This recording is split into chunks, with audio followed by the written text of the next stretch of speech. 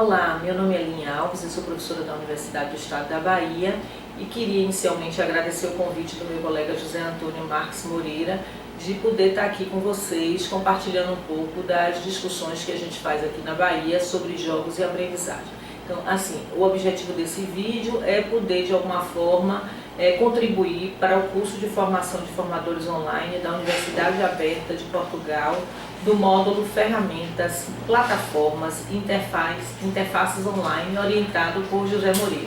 Então, mais uma vez, obrigada pela oportunidade de estar aqui junto com vocês, falando um pouco sobre essa discussão que nos mobiliza tanto. Bem, eu gostaria de começar falando um pouco sobre a compreensão que nós temos de jogos. Aqui, a nossa discussão da categoria jogo parte da interlocução com Huizinga, que compreende o jogo enquanto fenômeno cultural. E é assim que a gente compreende os jogos de maneira geral. E estendendo isso para os jogos digitais, a gente também compreende eles como um fenômeno cultural que vem modificando as relações que são estabelecidas não só em nível de aprendizagem, mas em nível de mercado, em nível de produção da arte, em nível de novas linguagens, em nível da própria semiótica. Então, assim, a compreensão que nós temos de jogos é dessa forma, sejam digitais ou sejam os analógicos, enquanto fenômeno cultural que vem provocando mudanças nos diferentes aspectos cognitivos, sociais, psicológicos, de mercado e por aí vai. Bem, dentro dessa perspectiva, a gente trabalha com uma discussão de pensar esses jogos, os jogos digitais especialmente, como espaços de aprendizagem, que podem potencializar o desenvolvimento de diferentes habilidades cognitivas, como planejamento, negociação, administração de recursos, tomada de decisão. E aí, dentro dessa perspectiva, nós trabalhamos com três perspectivas dos jogos nos cenários de educação.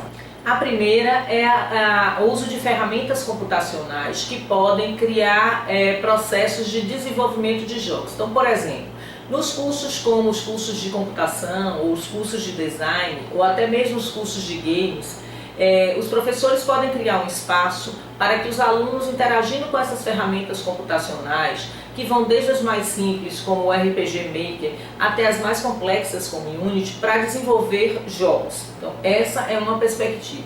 Uma segunda perspectiva é você trabalhar com a discussão em torno dos jogos comerciais que existem e, a partir deles, levar eles para o espaço da sala de aula e, junto com os alunos, não só criar um momento para interação com aquele jogo, mas também para discutir questões que estão implícitas no jogo, como as questões ideológicas, as questões éticas, as questões de etnia, as questões políticas. Então, um exemplo dessa perspectiva é você trabalhar com a série, por exemplo, Call of Duty, para estar discutindo questões, principalmente as duas séries que discutem a questão da Guerra Fria e da Segunda Guerra Mundial. Um outro fenômeno que é bem conhecido é o fenômeno do Minecraft, que as escolas, tanto no Brasil como fora do Brasil, elas utilizam o Minecraft para produzir novos conceitos com as crianças. Então, é uma aprendizagem lúdica, mas que visa também uma perspectiva pedagógica, uma perspectiva de aprendizagem. E tem uma terceira vertente, que é a vertente onde você trabalha com os jogos que são feitos especialmente para os cenários pedagógicos, os ditos jogos educacionais. Então, a gente aqui no Comunidades Virtuais, que é o meu grupo de pesquisa, a gente tenta trabalhar com as três perspectivas. Então, por exemplo, na primeira perspectiva, que é aquela que eu falei para vocês, do uso de ferramentas computacionais para o desenvolvimento de jogos, a gente tem um trabalho com o Scratch, que também é uma ferramenta muito conhecida em Portugal e no Brasil.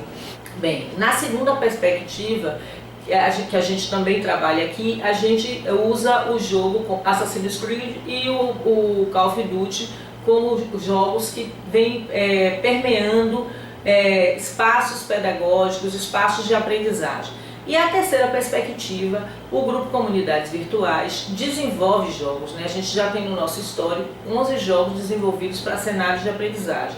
E a gente também trabalha com esses jogos. Então, por exemplo, a gente já trabalhou com o Tríade, que é um jogo sobre a Revolução Francesa, trabalhamos com o Búzios, que é sobre a Revolta dos Alfaiates, trabalhamos com o Guardiões da Floresta e o Incito, que são jogos feitos para cenários pedagógicos sobre determinadas áreas do conhecimento. Então imagine que pensar a questão sobre games voltados para a aprendizagem, você tem 3 perspectivas, essas 3 que eu lhe falei. E a gente aqui no nosso grupo, a gente tenta articular as 3 perspectivas porque a gente acredita que cada uma complementa a outra. Mas é importante dizer que nós compreendemos também que os jogos comerciais, eles podem contribuir para a construção de conceitos e para a aprendizagem, tão quanto aqueles jogos que são voltados apenas para cenários pedagógicos.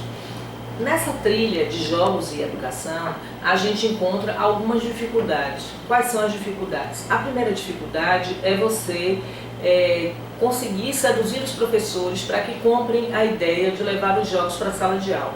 A gente também não acredita que a sala de aula tem que virar uma lan house, não é isso, né? Jogos, eles podem estar presentes independente de você criar um espaço para interagir com eles.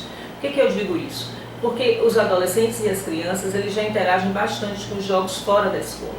Mas quando eles chegam na escola, esses jogos estão presentes nos discursos deles. E os professores podem interagir com esses discursos, trazer esses temas, essas narrativas para a gente nos jogos para a discussão. Então, por exemplo, se é um jogo que o Minecraft, por exemplo, que eles adoram jogar, a escola pode trazer esse tema para a discussão e discutir junto com os meninos sobre o jogo.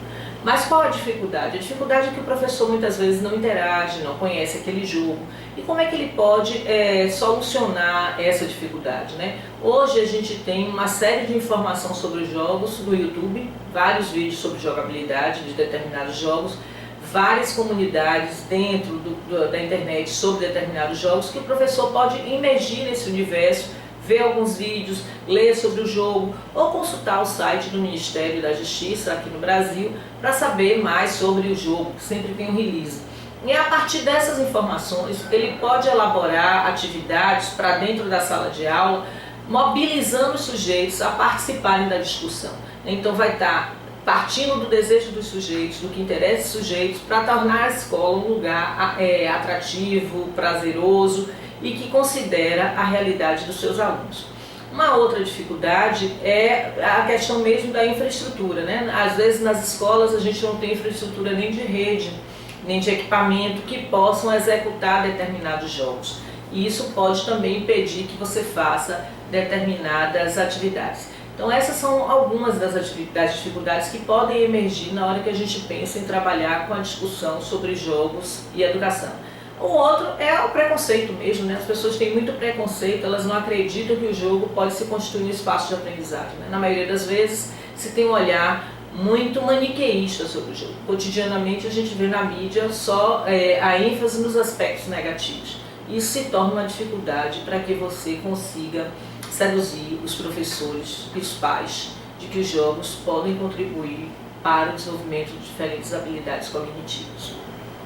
E para concluir a minha fala, eu queria falar das possibilidades, né? Então, assim, no Brasil houve um crescimento grande da década de 97 até 2010, que foi uma pesquisa que a gente fez nesse tempo, de pesquisas em nível de mestrado e doutorado na área de games.